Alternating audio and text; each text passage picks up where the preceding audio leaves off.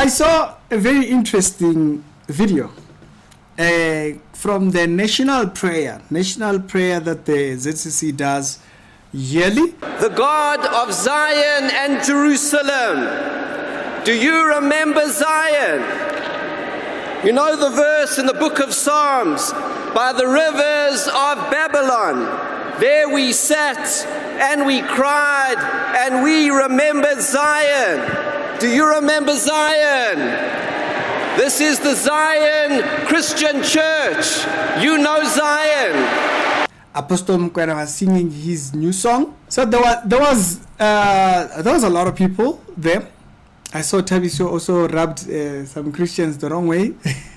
I don't know what he said. They were blasting him on Facebook there. The thing that I wanted to really comment on the whole thing was this speech that was made by a rabbi, the Jewish rabbi. And so, if you haven't seen the clip, I want to play it, and then I'll be back here with my comments. Tell me your thoughts concerning this one. Of Abraham, Isaac, and Jacob,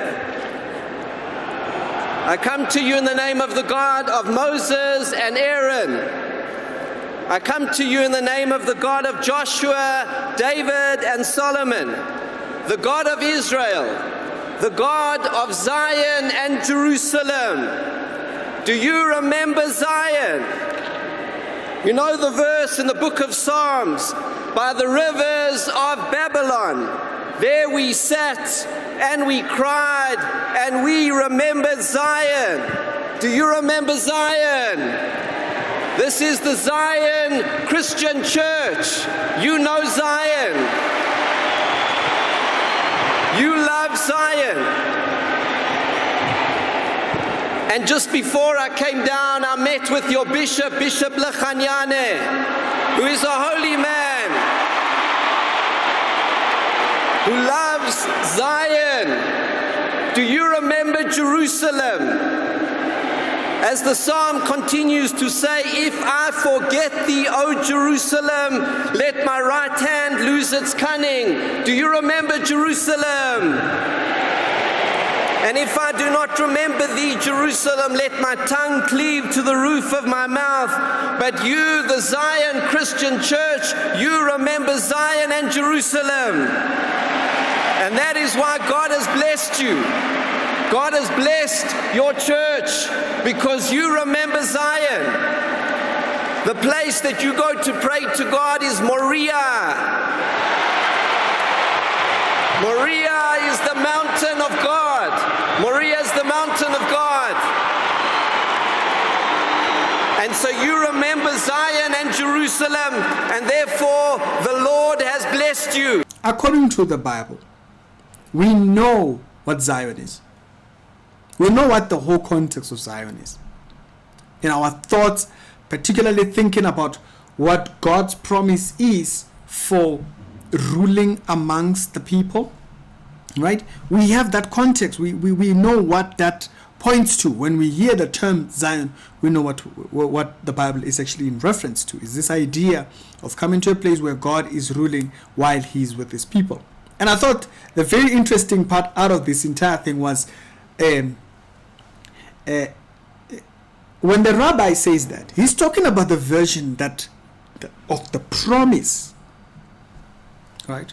But he's not thinking about it within the context of Messiah, Jesus. When the Bible speaks about that king that rules in Zion, it speaks of him as the mighty God who rules with an iron rod, right? In the book of Isaiah and so forth. And so if you think about that, it says that also about the child who shall be given birth by the maiden.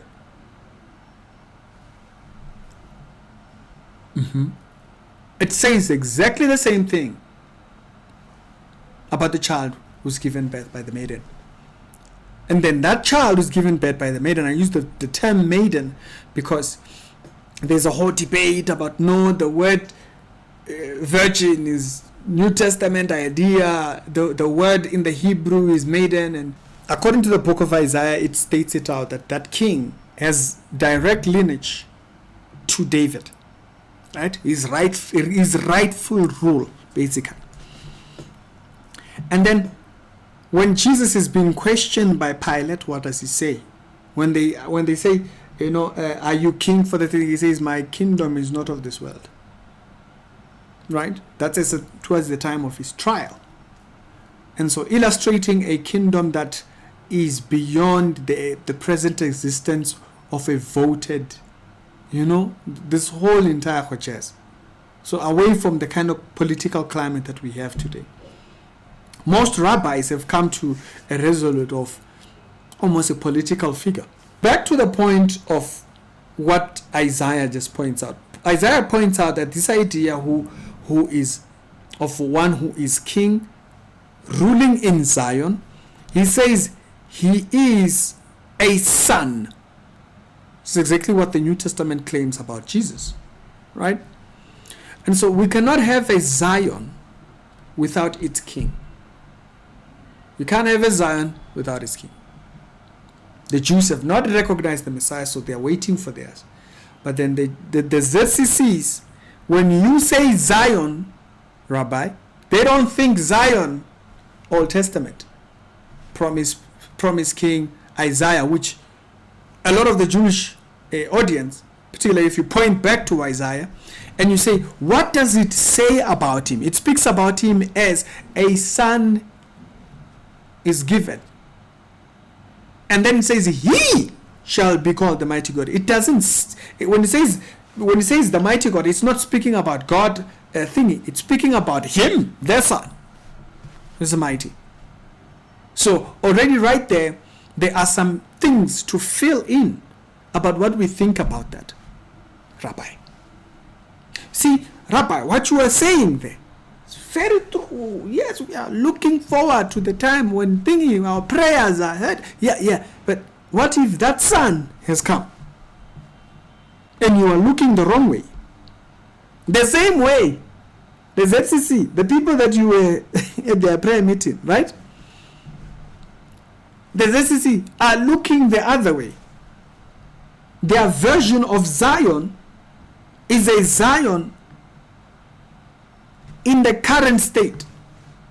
But if we all stick to the same thing, if we stick to Isaiah in our description of this particular figure who is king in Zion, we come to the same conclusions.